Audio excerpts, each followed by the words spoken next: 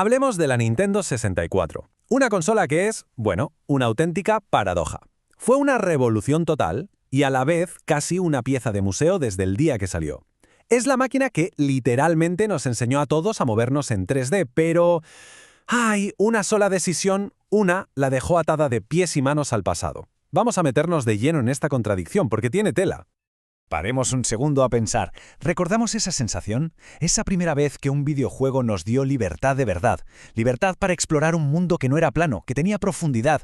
Para millones de personas, ese momento, ese clic mágico, llevaba el logo de Nintendo 64. Y es que hay que empezar por ahí, por su mayor logro. Porque la Nintendo 64 no es que se subiera a la ola del 3D, es que fue la que enseñó a todo el mundo a surfearla. Escribió las reglas del juego. A ver, pensemos un momento en Super Mario 64. Es que no era un juego más. No, era el libro de texto, el manual de instrucciones para todo lo que vendría después en plataformas 3D. El molde, ¿sabes? Lo que Miyamoto y su equipo lograron aquí, y un poco después con Ocarina of Time, no fue sacar juegos al mercado. Fue, directamente, inventar las reglas de géneros enteros. Una locura. Y el impacto, claro, fue inmediato. Es que la lista de juegazos es para enmarcar. Super Mario 64, Zelda Ocarina of Time, hasta GoldenEye 007, que demostró que sí, los shooters en primera persona podían funcionar de maravilla en consolas. Y por supuesto, ¿quién no recuerda las tardes con los amigos? Mario Kart 64 y Super Smash Bros. Convirtieron el multijugador a 4 en el sofá en algo, bueno, en un estándar. Pero, ¿cómo consiguieron todo esto? Pues la clave, la verdadera revolución, la teníamos en las manos. El mando. Y más concretamente, el stick analógico. Fue la primera vez que moverse en un mundo tridimensional se sentía natural, preciso, intuitivo. Dejó de ser una simple novedad para convertirse en el estándar absoluto que es hoy. Pero siempre hay un pero. Y aquí es donde la historia de la N64 da un giro dramático. Entramos en el meollo del asunto, la guerra de los formatos. Una única decisión que, vista hoy, marcó su destino para siempre. Y aquí va la pregunta del millón. Si toda la industria, con Sony y su PlayStation a la cabeza, se estaba pasando en masa a los CDs, ¿por qué narices se empeñó Nintendo en seguir con el cartucho? Pues la decisión se basaba en un dilema muy claro. Por un lado, el cartucho. Sus ventajas eran innegables. Tiempos de carga que ni te enterabas, prácticamente instantáneos. Eran duros como una roca y, ojo, mucho más difíciles de piratear. Pero claro, tenían un talón de Aquiles gigantesco, una capacidad minúscula, 64 megas como máximo. Y en la otra esquina, el CD-ROM, que ofrecía, pues, todo lo contrario, una capacidad brutal de casi 700 megas, muchísimo más barato de fabricar y era perfecto para meter cinemáticas y música con una calidad increíble. La pega, las pantallas de carga eternas y que se rayaban con mirarlos. Nintendo se encontró en esa encrucijada y lo tuvo clarísimo, apostó todo a la velocidad y a la seguridad. Y seamos justos, en ese momento su decisión no era ninguna locura, para nada. El historial de las consolas con CD a principios de los 90 era un auténtico desastre. El Philips CDI fue un fracaso estrepitoso, el Sega CD decepcionó a todo el mundo, y la 3DO, bueno, era carísima. Visto así, el cartucho no era la opción antigua, era la opción segura, la que funcionaba. Y aquí está lo más importante. Nintendo no solo eligió un formato, sino que construyó toda la consola alrededor de esa idea. Así que toca abrir el capó para entender cuál fue el precio real que pagaron por esa velocidad. Por dentro, la N64 era una bestia gracias a la tecnología de Silicon Graphics. Pensemos en ello como una cadena de montaje súper eficiente.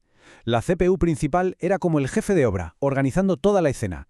Luego, el procesador RSP era el escultor, que construía los modelos 3D. Y al final, el RDP era el pintor, que le daba color, texturas y efectos de luz. Todo este sistema estaba pensado para ir a la velocidad del rayo, leyendo los datos directamente del cartucho, sin las pausas de un CD. Y para mover todo esto, la consola tenía 4 MB de una memoria RAM muy especial y rapidísima, la RDRAM. Era tecnología punta, sí, pero la cantidad, era dolorosamente justa. Tan justa que al poco tiempo se hizo casi obligatorio el famoso Expansion Pack, que duplicaba esa memoria hasta los 8 MB. De hecho, juegos tan bestias como Donkey Kong 64 o Majora's Mask ni siquiera funcionaban sin él. Era la prueba de que los propios desarrolladores se estaban dando de bruces contra el techo de la consola.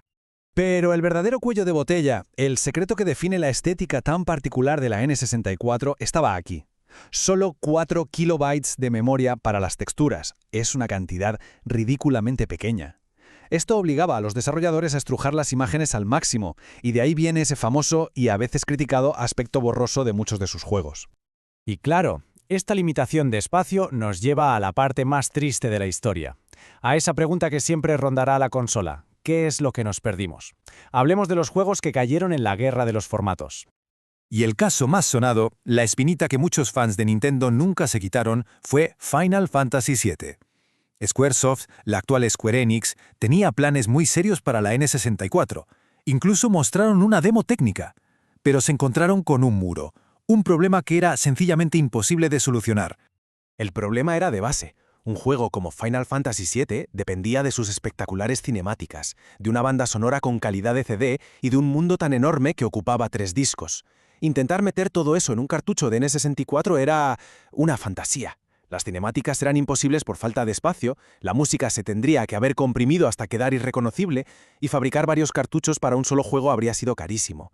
Squaresoft no tenía otra opción. Tuvo que saltar del barco y subirse al de Sony.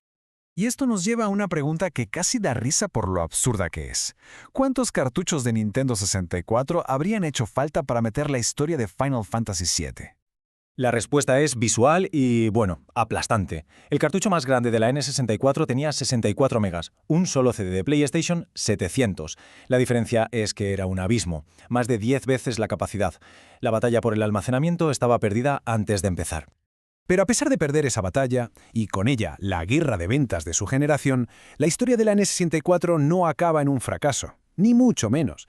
Es el momento de ver su legado real, un legado en 64 bits que ha sido mucho más influyente de lo que sus fallos podrían sugerir.